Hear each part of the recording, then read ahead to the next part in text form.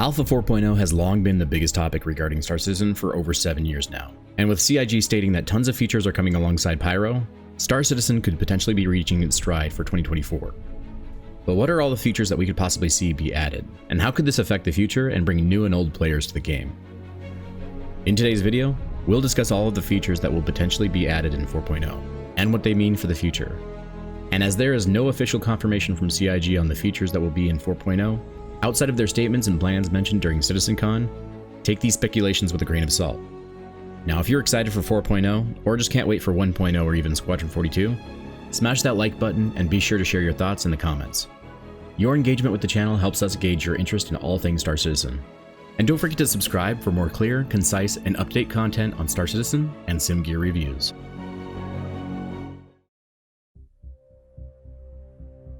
The first feature on the list coming to Alpha 4.0 is the obvious one that many players are often either extremely excited about or are understandably frustrated with constant reassurance from CIG that Pyro is just right around the corner. Now I say this feature is obvious because there is no 4.0 without Pyro. This will add a new system for players to explore, new missions to complete, tons of new locations, and a more hostile environment where players will get openly attacked by pirates and other players, and so much more. It will also enable players to travel from Pyro to Stanton and back through the jump point. This will be a major milestone where players may begin to see the beginning of Star Citizen's future. I believe that it's absolutely imperative that CIG hit the deadline they set for themselves during CitizenCon of releasing Pyro in 4.0 during Q3 of 2024. If this deadline is missed, it will incur yet another revolt involving pitchforks and the angry mob yelling at CIG on Spectrum until Pyro's ultimate release. The other big feature needed to reliably support 2 planetary systems and an increase in player population on a shard is static server meshing. This important system will connect the two, allow jump points to fully function, and connect 2 or more servers to be a unified shard. Now many of us saw this massive upgrade a couple months ago with the static server meshing test connecting Pyro and Stanton, and increasing the server population up to 200 initially, and then later another test was successfully completed where they connected 6 servers that handled their own landing zones and surrounding areas. This test displayed a relatively reliable and seamless transition between 2 separate servers, and many players experienced very little issues with the system itself. As the test continued, they increased player counts up to 400 with surprising ease, and even up to 800 in a subsequent test. While the increase worked, it did end up causing some issues, however. Now given how well the test went at first, I believe that a lot of issues they experienced could be fixed and refined with more testing done. If they're successful with limiting a lot of the issues, we could see a ton more backers playing together throughout both systems. Server meshing has the potential to massively impact everything about the game if many of the issues are fixed and when it's finally released to the live servers. With resource management and the engineering gameplay being tested in Arena Commander during 3.23 and more ships being added to the resource management system, it will probably be released in 4.0 according to CIG. There could also be further improvements to FPS repair gameplay, which is different than engineering and allows you to repair your ship fully in FPS by using a repair tool, replacing components, and repairing hull damage. Now so far the resource management system is working really well for duels, but the Gladius versus A2 still needs a lot of work. This feature will add a ton of gameplay to multi-crew ships and give pilots the ability to recover and fully repair damaged, soft death, or even possibly completely destroyed ships. This will also finally give players a reason to get back to their original ship, tow it back to a station using an SRV, place it in their hangar, and repair it themselves or possibly by using the Cryastro service. Now obviously either method should take a set amount of time, but it should also be faster and cheaper than filing an insurance claim, and insurance premiums should be added and repair costs should be increased drastically. Alpha 4.0 will also bring in completely new and reworked MFDs and HUDs for all ships, with minor differences to each ship manufacturer being added over time. With this improvement, we can expect better visuals with the HUD and MFDs, more options for controlling different settings for our ships, and improved input response and more. Now we saw some of these new changes at CitizenCon and it looked better than the old system, with 3.23 changing the HUD slightly with the quantum travel HUD getting improved. This was just one of the many needed changes to make the HUD and MFDs more useful and intuitive. I hope one day we could see updates to the CCIP system that controls bombs, because it is an extremely rudimentary system that needs a lot of improvement. I would also like to have some type of targeting pod for ships that could enable targeting ground targets more easily, and also have a full canopy night vision for our cockpits so we can see during low light environments. We will also have updates to quantum travel, with visuals being enhanced and a new quantum flight mechanic where you'll need to control your ship for around 10 seconds and stay within the indicated parameters before the quantum bubble locks in place, and we can go hands-off during long jumps. This will allow us to interrupt travel at any point in time without delay, which will make dropping out of quantum at specific locations easier than before. And with the new quantum boost mechanic also being introduced, this will enable us to quantum travel in any direction for short distances and won't require us to align to a beacon to travel. However, during quantum boost, we will be forced to control our ship throughout the entire duration of the boost. This will add a bit more engaging gameplay during those short jumps.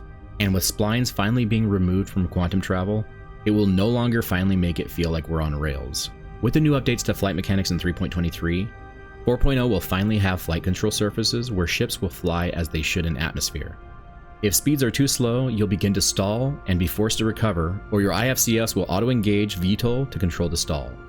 This will make more aerodynamic ships useful in atmosphere, and also give ships with dedicated VTOL the capability to hover for longer periods than ships without. When the new overheat mechanic is added to thrusters, this will make controlling VTOL even more important. This will really make players think twice when deciding what ship to bring to planets, but also not force people to take specific ships. Alongside the new flight control surfaces, we can also reliably expect more changes and additions to master modes that will begin to make flight feel even better and give ships more uniqueness and nuance and further enhance how ships fly. What are your thoughts on all these features? Let me know in the comments which feature you're looking forward to the most.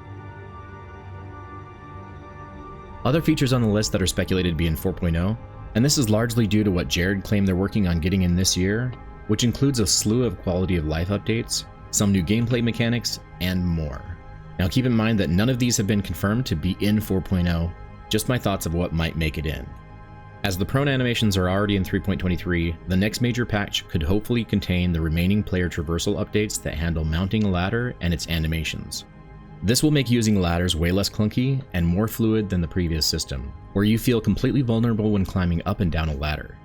I can remember quite a few situations when I was climbing down a ladder and my heart dropped when I saw an NPC.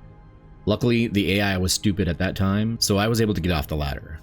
This update should also include the new slide mechanics where you can run and slide into cover easily, which will allow for increased agility on foot and enable you to react quickly when under fire. We could even possibly expect the new animated interactions to be added in as well, where your character will interact with the verse a little more by directly interacting with door panels, grabbing handles, and even pressing buttons in your cockpit. There's also the potential that we will get the new FPS takedown animations that will vary based on your hand-to-hand combat skills. Other updates we could possibly see might be weapon wear and malfunctions, adding in the potential for weapons to jam or fail and force us to correct the malfunction and also see the weapon visually degrade the more we use it. I would also hope that we could see new charge and drain weapons added, as well as the new Volt line of weapons. Now, one of the features I would really love to see is the new FPS scanning and radar. While I love the new compass and minimap in 3.23, I feel that the next important thing for us to get to further enhance FPS gameplay is adding a new tool that would operate as a scanner and a radar. This would allow us to scan for items and life signs, ping our radar to find possible routes in caves, and more. And I hope that this system requires us to use a dedicated tool to operate, rather than just by pushing a button on our keyboard and having it magically send the information to the HUD. I also think that there will be new updates to the player status system that will add in hygiene, radiation, NPC status tracking, DNA integrity, medical insurance, cybernetic limbs, and cloning. Now here are my thoughts about what this may entail. First, I'd fully expect that hygiene and radiation would be added in, but the medical insurance, which would more likely come later, would be more of a basic system where you'd be charged premiums for varying coverage for respawning, medical treatment, and later have your DNA integrity degrade over time the more that you die and are revived, which will ultimately force you to respawn as a clone or a new character where you'll go through the character customizer again. Cybernetic limbs are something that would likely come later as well, and would be implemented as an option when your limbs are either damaged beyond repair or were suddenly removed by a large caliber weapon. There also may be other features added that would make the ship and player inventories more physicalized and will give players a reason to store their armor, backpack, and other gear using suit lockers and weapons racks, once they implement a type of debuff where the aforementioned gear will inhibit how well you fly the ship. I think that this will be a welcome change when we see it, and I think that it will give players more choices. And then there are new features that Jared mentioned as well that will add in hacking gameplay, where you'll be able to hack panels to gain access to locked rooms, ships, and even potentially locked down areas. Then there's data running, where you'll be able to share and sell markers on the star map to other players.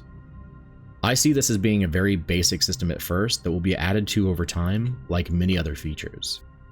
Finally, the last feature I'm hoping for but not expecting, and I believe it will either get pushed back if it's announced for 4.0, or is added into the end of the year patch, is the fire simulation and all the associated gameplay such as life support, venting atmosphere, and disabling gravity aboard ships. Now it's possible that life support, atmosphere, and gravity are all part of the resource management system, but there are many other parts of the fire simulation like smoke-filling rooms, using the fire extinguisher to put out said fires, and possibly other features they'll talk about later. Alpha 4.0 will bring some of the biggest changes to the game with Pyro, jump point traversal, server meshing, updates to the ship HUD, major changes to how players quantum travel, new engineering gameplay with the resource management system, and further updates to the overall flight model. The next patch after 3.23 could really be yet another game changer that adds so much more to the game and will begin to prove to the community that massive updates will happen on a more consistent basis, with developers being tasked with building Star Citizen due to Squadron 42 being nearly complete. And once Squadron 42 is released, many players will start to experience the campaign and realize what Star Citizen might be capable of in the future. I believe if Squadron 42 is successful, there will be tons of new players getting into the single player game and then ultimately bringing them over to Star Citizen as things grow even more. I only hope that none of the major features for 4.0 slip like the freight elevators did in 3.23. But if they do, I suppose it's not a bad thing to have a more polished and better feature than to have it rushed out and completely broken. Thank you for watching. If you enjoyed this video, be sure to hit that like button and let me know in the comments what other features you would like to see added in 4.0. Don't forget to join our community by subscribing to this channel, where you'll be provided clear and concise news and updates on Star Citizen, and reviews of some of the best gear and peripherals in the sim and gaming market. If you want to join the channel and support the creation of these videos, then consider becoming a member and get special perks such as loyalty badges, priority replies, and more. And if you want more information on why Star Citizen will never be finished, and how it will be constantly added to and updated for years to come, and how this is a good thing for the future of the game, then you'll want to check out this video. Fly safe, pilots, and I will see you in the next video. Havoc out.